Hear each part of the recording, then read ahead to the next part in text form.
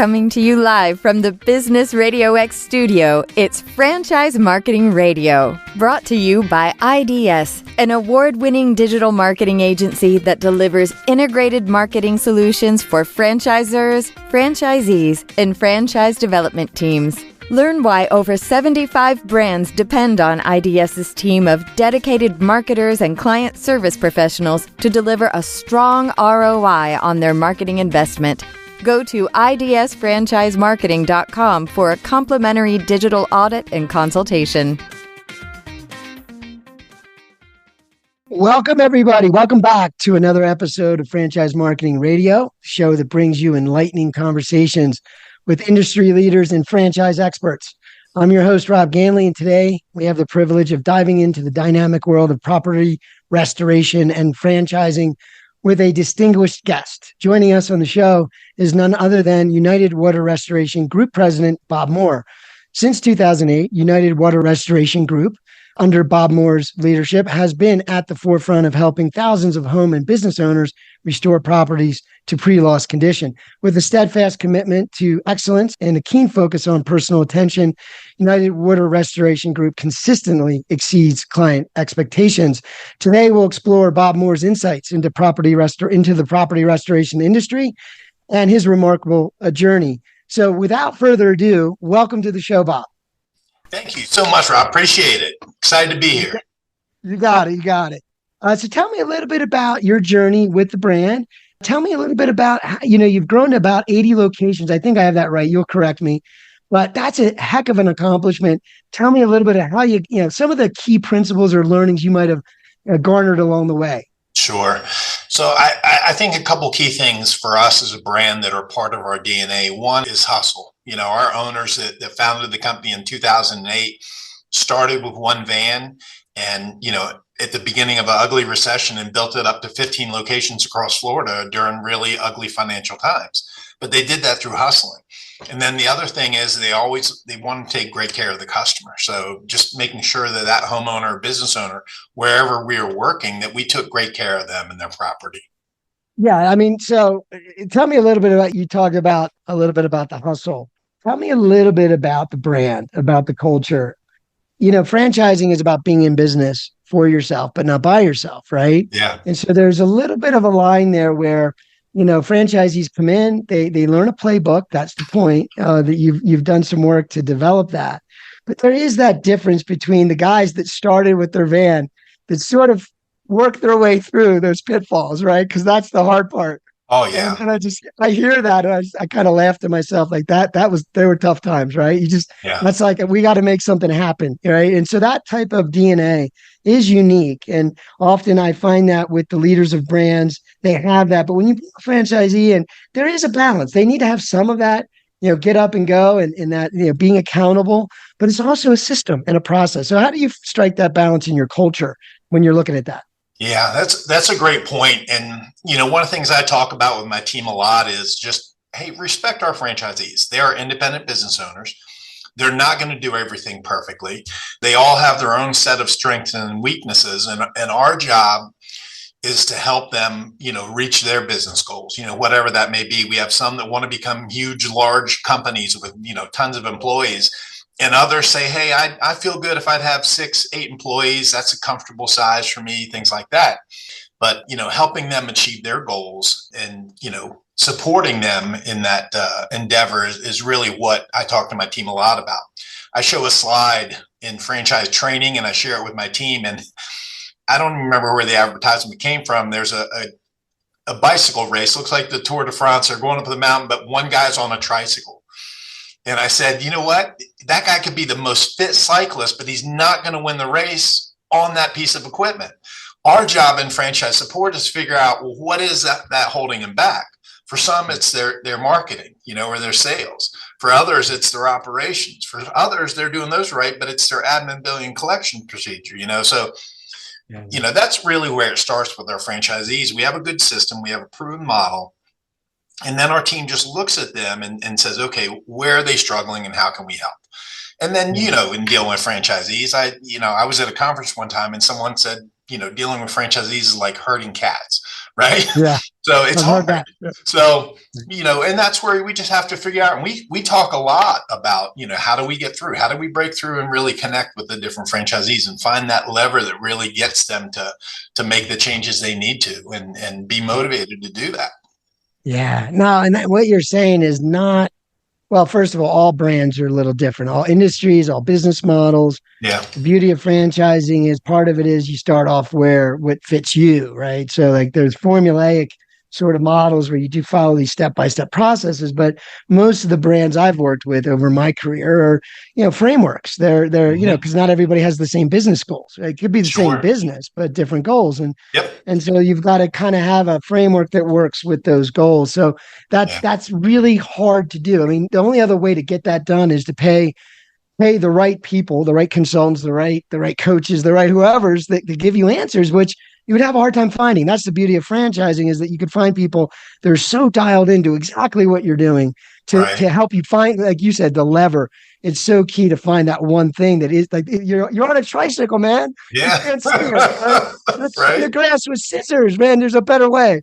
Anyway, so tell me a little bit about, when I think of your industry, I think of sort of like, when I need something like that, it's like I need it. It's not driven by maybe it's a desire I have. It's a response to something, and so in your industry, you've got to respond to a variety of things that result from events that no one really controls a lot, and sometimes they're big things like hurricanes or other natural disasters, and then some other times they're just related to the house, right? Right. But tell me, how do you deal with the idea that your franchisees have to be able to respond effectively and efficiently in those scenarios, no matter what it is, right? In a sense, because if I call you guys after a hurricane or after whatever's going on, I just need help, right? And so the ability to just help me is really what makes you unique. So tell me a little bit about how you guys accomplish that, so that your customers walk away saying, man, thank God they were there. I mean, that's kind of so tell me how that works. I mean, that must be difficult without a franchise brand behind you. Yeah, that's a really keen observation, because I tell you, when our phone rings, the person on the other end is usually a little frantic or emotional in some way. They're charged, right? Something unfortunate has happened that usually isn't planned for. So we talk about that, even in the onboarding and as we're going through the process with prospects and talking to them, making sure that they understand the kind of business that they're getting into. So that's really when the conversation begins. And then we just add to that during the franchise training. One of the things we do, and it sounds silly, is we said, we're going to teach you how to answer the phone. And they look at you funny. We're dealing with grown adults, and they look at you kind of like, well, I know how to answer the phone. I said, well, sure. Everybody knows how to answer the phone, but do you know how to answer the phone and get all the information you need and be empathetic on the phone at the same time? And so then what we do is we have our corporate locations across the street. We have our headquarters, and, we have 9 corporate locations still. And so we have a team over there, and they field these calls all the time. So we get them to be the customer, and oh my gosh, they have a blast with that. Because they get to like relive their most crazy calls that they've, taken over the years, and they get to be the crazy customer, or just however they act. And it's really funny. We talk about it, but I see every training cycle, the franchisee's like, all right, my turn. And then they start to take the call, and it's on speakerphone. And you can see them, they're like, they have a reaction to it, because they realize, okay, I understand now what you're talking about when it's live. And almost every franchisee in our brand has also said to me, I'm so glad I dealt with my first customer call in training and not the first one that came through. Like when that first call came through at my business when I opened, I took a few calls and I had some practice, so the key is just being empathetic and putting yourself in their shoes and saying, oh my gosh, I'm so sorry that just happened. And, let me get some information from you. We'll get someone out to you quickly and see if we're able to help you. And most people are pleased with that. If you're empathetic and you're responsive and you try and, get someone out absolutely as quick as possible, that's all they're looking for in that moment. Yeah, right. I mean, I know as a marketer, part of your industry is very much about using marketing methods that people reach out to in emergencies, like Google, let's say. Yeah. And so you get on Google, you start Googling, and you just need a phone number and you make calls. So a lot of the game is just the first person that gets the call. And that's why the idea of answering the phone, learning how to answer the phone is so key, right? Oh, yeah. that's when the sale's actually made, right? Like if Yeah. you fumble at that point because you got the call, then you've probably really missed that empathy part, right? You really blew Yeah. it. Like Yeah. you'd have to. But I mean, that's so important. That reminds me of my background in sales and marketing is a lot of the sales training, a lot of the back and forth, right? That you pretend, to be in a sales call. Right. But it's helpful. You don't really think of what people might be going through and what might handle, how you might react to it. So Yeah. it's important. But tell me a little bit more about some of the infrastructure that goes into running one of these businesses. Like you guys obviously have the playbook, you have the checklist, you know what the best of the best is at the best budget. But tell me, like, what does it take infrastructure wise to support a business like this? Yeah. One of the key, we talk a lot about people, right? Because franchisees, when they come on board, there's a lot of different roles within our company. You have a field marketing role, you have, the technicians going out and doing the work and things like that. And you have administrative roles so we talked to our franchisees in the beginning, what role are you going to do? Some people want to get hands-on. They want to learn the business. They're going to go out and be that technician starting out and things like that. Others have said, Bob, I don't ever want to go out on those jobs. I'm going to hire people to do that part of it. I just want to scale my business. So it really begins, with a conversation with them about what they want to do. But I can tell you, our most successful franchisees all have a full-time field marketer. Right. You'll appreciate this coming from the marketing field. You have to have someone out there promoting your business, getting your name out there, staying in front of the competition, trying to develop, relationships. And we really, truly, talk about that in training a lot about it's not transactional. You're not just looking for jobs. You're looking for companies you can partner with, people who will refer jobs to you. And then just know that when these other companies, because a lot of our work, anybody in the home services field can refer work to us, a handyman, a plumber, HVAC companies, right? These are all the companies that refer work to us. Right. And we always talk to our franchisees about when they call you, they're entrusting their customer to you. So you not only have to take great care of that customer because it's the right thing to do for that customer, you have to do it and be respectful of that referral source, whoever brought you into that home, because they were there first, whether it was an HVAC company who's changing out a unit and found a ton of mold behind it, or a handyman or a, kitchen remodel company that pulled down a bunch of cabinets and found mold, or, busted a pipe or something happened, so. Yeah, no, the business model, when I think of your business, right? The first thing that comes to mind is the idea that it's recession proof because of what we're talking about. Yeah. And well, let me just comment before I get into the recession proof question. I wanted to just comment that in models where you have the opportunity to partner with other businesses, it's very stable. Like relying just on inbound disasters, like hoping that enough people call every week with the flood is really difficult. What you have to find is partners that have customers and clients that face those problems. And then you can come in and be an extension of them. But having that opportunity and understanding how to leverage it is another thing that a franchise brand brings to the table that I think is, you might think of it's very routine and common sense. To me, a lot of independent business owners wouldn't think of partnering with other businesses. It just wouldn't be the first thing they think of. And to me, when I think of home services, a lot of home services brands or even restaurants, a lot of brands, most of them have that element to them where they can partner with other professionals, other businesses. And I think that's extremely important in a local business model, right? Yeah. But tell me a little bit about, like, as president, right? You obviously you're proud of your brand. And what is it? Maybe it's a little bit of a forward thinking question, but let me get back to the recession proof. So the recession proof industry, right? When I think of your industry, I think of recession proof. What contributes to that? Tell me a little bit more for anyone who's kind of not thinking that through. What makes this industry so powerful when we look at that? Sure. I think it goes back to the point you made earlier, Robin, and that's it's a need-based business, right? Most of the time when we're called out, it wasn't for something that was planned. It happened, but you have to resolve it. You can't just go and have a hole in your ceiling from where water broke through on a busted pipe and not fix that, right? So it's a need-based business. It's not a want or a fad or something that can come and go. When we're called out for whatever reason, it's because something needs to get taken care of, to get you back to normal.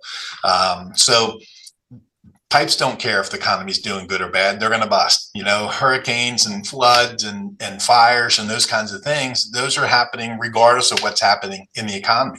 They're not impacted by the, interest rate or, any of those kinds of things. So I wish they were sometimes, right? Right. No kidding. They just happen. So, if you're doing the right things out there and marketing your business and forming those relationships, regardless of what's going on in that economy, you're gonna stay busy.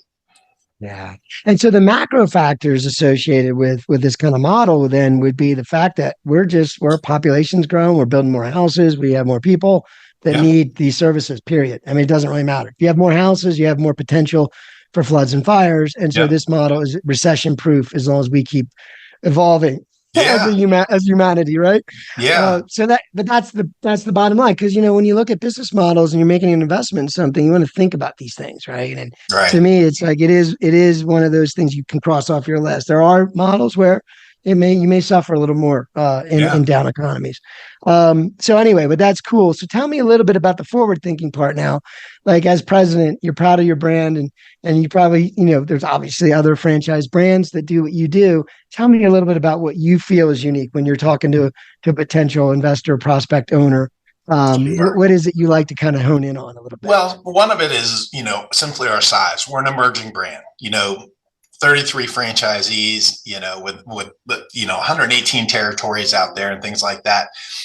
We're a small brand. So when we bring on a franchisee, it's not a number. Years ago, when I was a franchisee with Domino's, I don't know, I was a 8,000th franchisee with them or whatever. I owned 4 stores. I was a number, and not to the local team and things like that. And I get it. You're huge. But I think that's one of our advantages. We can move very, very quickly, right? I'll give you an example. When COVID started, being in the business still, we noticed a dip in our phone calls. We're a Florida-based company. Our corporate location is, as I said, across from the receptionist. And we started hearing weird things like, okay, so you have a busted pipe and you're standing in 6 inches of water, but you don't want us to come out to your house, right? Because people were scared. So we asked ourselves, man, what's happening? What are we going to do to replace this revenue? Well, our chemicals are already CDC approved for COVID. It's already all on the labels and everything. A really bad mold job, you're fully kitted up in a full face respirator and Tyvek suit anyway. So we had everything we needed. So literally we said, let's do some COVID cleaning. Businesses who are impacted by this are going to need to be cleaned.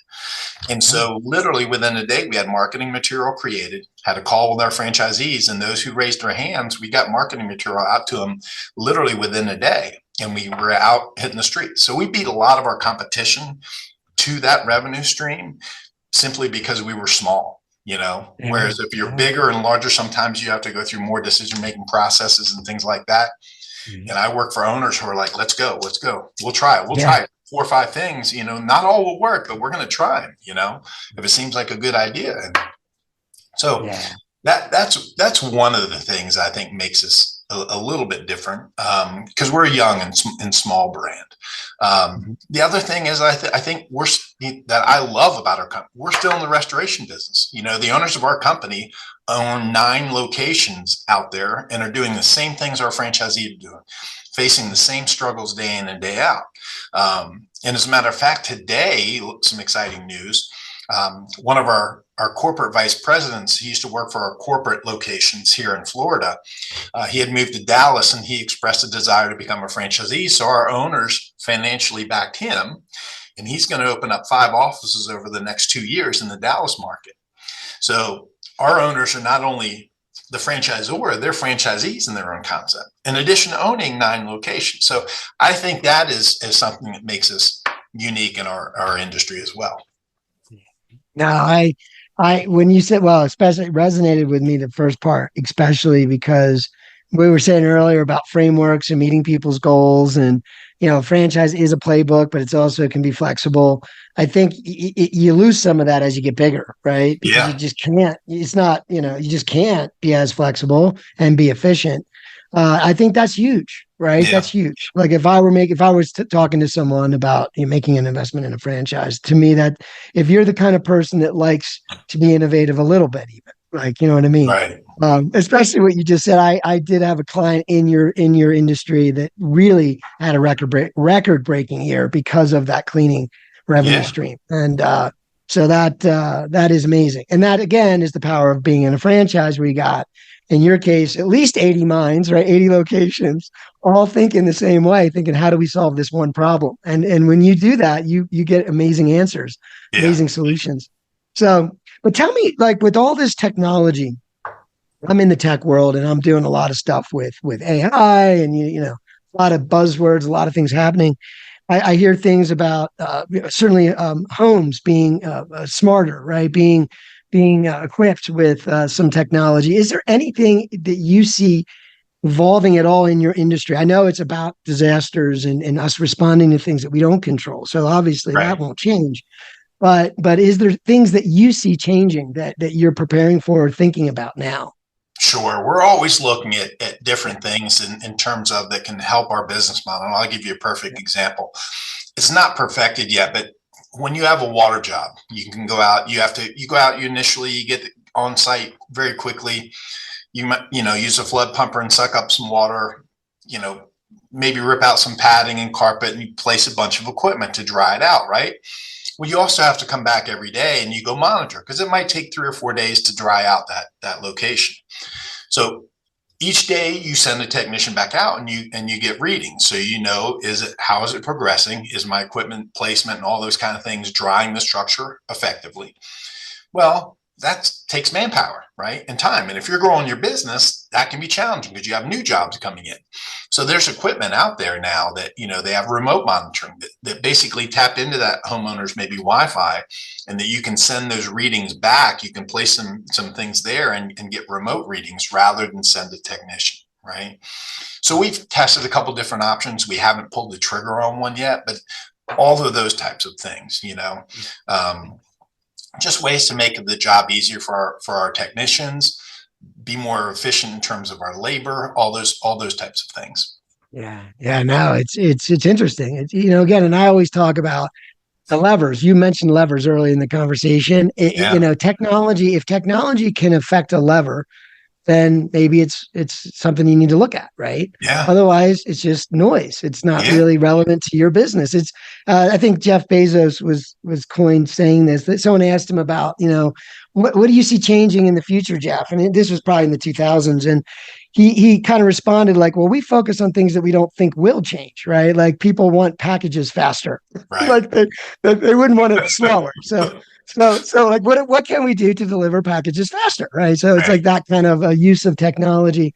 But that's exactly it. And when you have a franchise brand behind you, to think about those things, it's like that's a level that you just will never do as a small business owner. Just not thinking, you don't have time, right? Yeah. But what an amazing thing if you could save someone, oh, by the way, we have a new innovation, we can save you 10 hours per employee per week, whatever. Mm-hmm. So that's just an amazing insight. So before I let you go, I wanted you to share the best way people can learn more and about your opportunity Sure. as far as business ownership. And then also, do you have any tips for someone that might be looking in this industry for an opportunity? Right. And just what are those summary tips that you would give them as they reach out? That's a great question. I think first and foremost would be pick the right industry, right? And understand the industry you're getting into. I gave you an example. I was a franchisee with Domino's, and I knew what I was getting into. I was going to working with a lot of young people, right? Because that's who the employees are most of the time in your pizza stores. So if I was, looking for an environment where I was going out and working with, mid-level professional people, that wouldn't have been a good fit, So I think first and foremost, pick the right industry. Once you do that, it's pretty easy to narrow down the choices. Go visit a few different brands in that industry and pick the one that feels the best for you. I like that gut feeling you get when you just, there's something about that connection with the brand that really just resonates. I've had so many of our franchisees say the same thing about their experience with us and with our competitors too. Listen, I'm not, bashing our competitors. We have great competitors in the industry, and some people don't choose us and they choose other people, but those would be the things I would say to help them. So yeah. So what's the best way they can find? Yeah. How do they get a hold of you guys? Best way to reach you? So it would be at our website, UWRGfranchising.com. Okay. Perfect. Awesome. Well, I tell you what, this has been extremely insightful. I know, I'm trying to, we're talking about restoration and things that none of us want to think about unless it does happen. But I think if it was clear to me that you guys are good at what you do, right? Bottom line, it's my dad used to work for the phone company, and he summed it up one time and said he was an IT tech guy. He said, if the dial tone isn't there every time, then it's just like, there's no point. Like it has to be 100%. Right. And for you guys, you respond, you fix a problem, it has to be 100%. And that's what you do. And I think the feeling of being able to do that, I know I've worked with a lot of brands that kind of do what you do in terms of they help people in my mind. Like you're helping people in a time of need. And that's a real profound thing. And I think that, so if you're the kind of person looking for a business that also makes you feel like people really appreciated what you just did for them, if that feels good to you, then this is an amazing opportunity. You know what I mean? To me, you can't get that with other things. Yeah, absolutely. Yeah. It's like the 5-star reviews really meant something when you read those kind of reviews, right? Right, right. But anyway, I appreciate your time, Bob. It's been a pleasure having you on the show today. I just want to thank the listeners for tuning in. And again, look forward to bringing more stories to you in the future. And bye for now. Right.